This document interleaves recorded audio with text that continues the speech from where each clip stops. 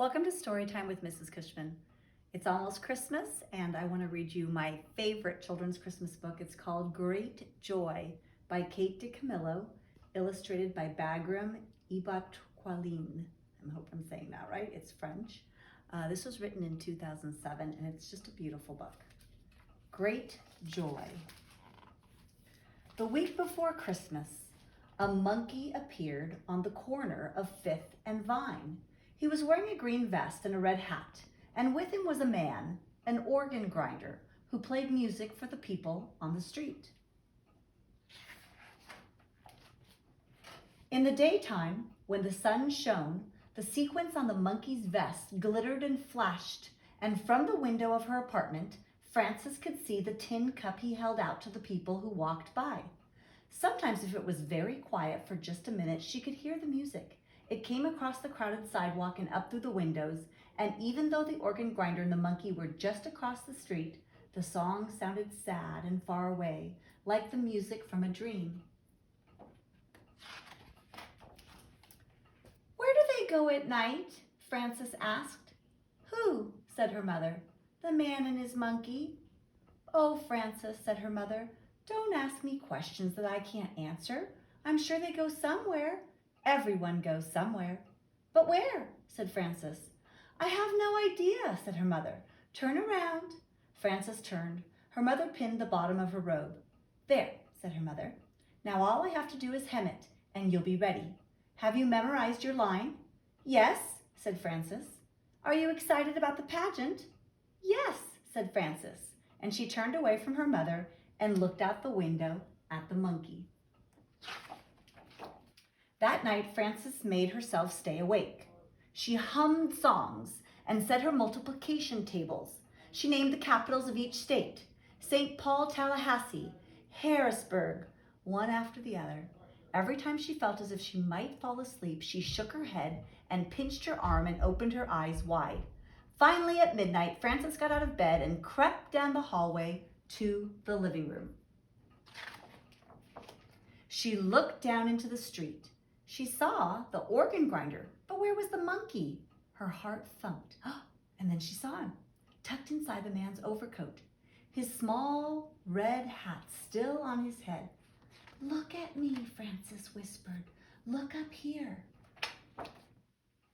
It was the organ grinder who looked up.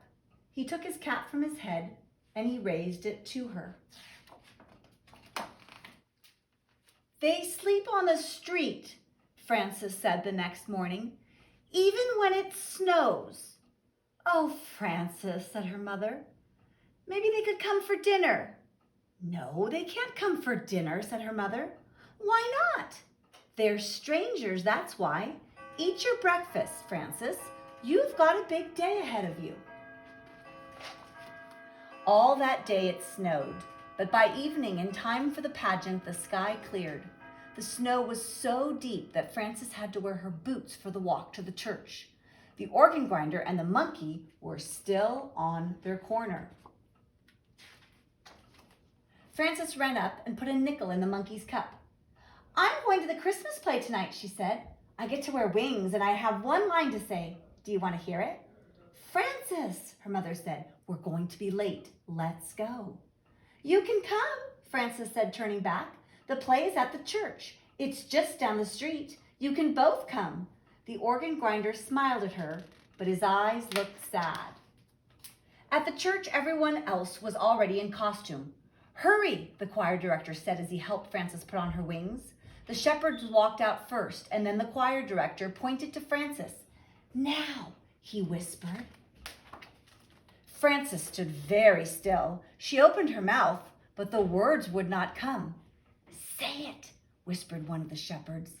"Say it," hissed an angel who did not have any lines of her own. The camel, which was really two people, swayed nervously back and forth, but Frances could not speak. All she could think about was how cold it was outside and how sad the organ grinder's eyes were, even when he smiled. The world was quiet. Everyone waited. Then at the back of the sanctuary, a door opened. Frances smiled. "Behold," she shouted, "I bring you tidings of great joy." And because the words felt so right, Frances said them again. "Great joy."